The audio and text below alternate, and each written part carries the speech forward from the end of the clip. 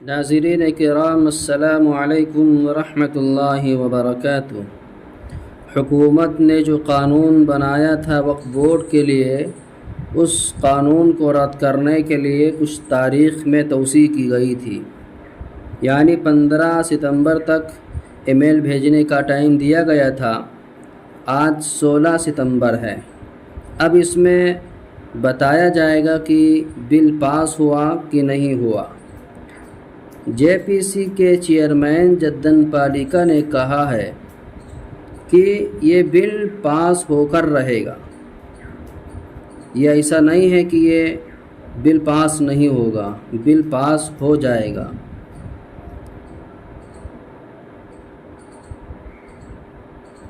اور آج تقریباً 5 کروڑ ای میل بھیجے جا چکے ہیں اور 50 لاکھ ای میل بھیجنے کے لیے کہا گیا تھا، اس سے زیادہ بھیجا جا چکا ہے۔ لیکن جدن پالیکا نے اس پر ایک غور و خوض کیا اور کہنے لگے کہ 5 کروڑ جو ای میل بھیجے گئے ہیں تو اس سے پتہ چلتا ہے کہ یہ بل رد ہو جائے گا، لیکن ایسا نہیں ہے۔ ایسے ہی ہم فیصلہ نہیں کر دیں گے، فیصلہ اب دوسرے کے سامنے رکھا جائے گا۔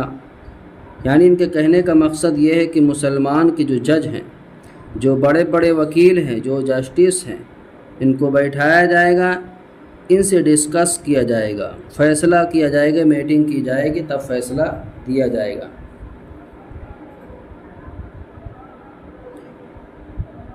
تو جو قانون بنا اور اس پر ای میل بھیجا گیا اور زیادہ تر مسلمانوں نے اس پر جم کر محنت کی ہے، تو اب مسلمانوں نے سمجھ لیا کہ یہ بل رد ہو جائے گا، لیکن ایسا نہیں ہے۔ صرف مسلمانوں کو ای میل بھیجنے کے لیے جگانے کی پلاننگ کی گئی تھی کہ مسلمان بیچارے سو رہے ہیں تو ان کو کس طرح جگایا جائے، اس لیے بل بنایا گیا، ایک قانون بنایا گیا اور اس قانون کو رد کرنے کے لیے ای میل بھیجنے کے لیے کہا گیا۔ تو ای میل بہت سارا بھیجا گیا ہے، تو اب اس بل کو رد کرنے کے لیے ای میل سے رد نہیں ہوگا، بلکہ جج لوگ بیٹھیں گے، بڑے بڑے وکیل، بڑے بڑے افسر، ان کو بیٹھایا جائے گا، ان سے فیصلہ ہوگا۔ ایک بات اور معلوم ہونا چاہیے، کیونکہ کمی ہم لوگوں کی ہی ہے۔ مسلمانوں کو پتہ نہیں کہ جس طرح مسلمان ان 15 دن میں ایکٹیو تھے، جگے ہوئے تھے، بس اسی طرح ان کو جگنے کی فکر ہے۔ ان کو چاہا جا رہا ہے کہ یہ لوگ جگ کر اور بیداری کا ثبوت پیش کریں۔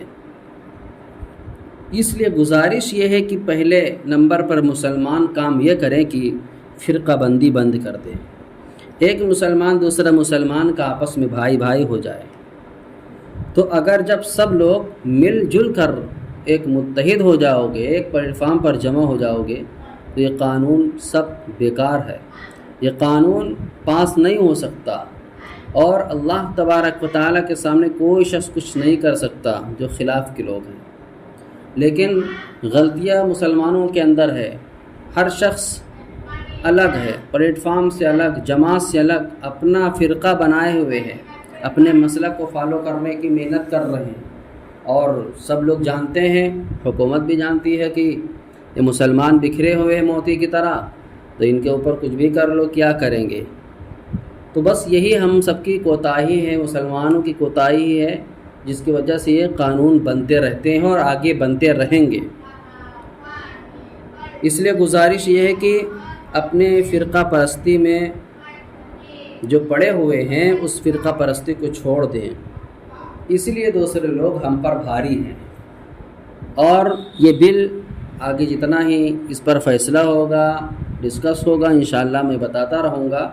لیکن سب سے بڑی کامیابی کی بات یہ ہے کہ اللہ تبارک و تعالیٰ سے دعا کرے کہ اللہ تبارک و تعالیٰ اس بل کو رد فرمائے اور ہمارے حق میں فیصلہ فرمائے۔ اور سارے مسلمان ایک ہو کر رہیں، زندگی گزاریں۔ جب ایک رہو گے تو کوئی کچھ شخص نہیں کر سکتا، لیکن اگر بکھرے رہو گے تو ہر ایک مارے گا۔ جس طریقے سے فٹ بال ہوتا ہے، والی بال ہوتا ہے، اس کو مارتے رہتے ہیں، جدھر جاتا ہے ادھر اس کی پٹائی ہوتی ہے، کیونکہ اندر سے وہ کھوکھلا ہوتا ہے۔ اسی طرح مسلمان ہے، اندر سے کھوکھلا ہے اور اوپر سے کچھ ہے۔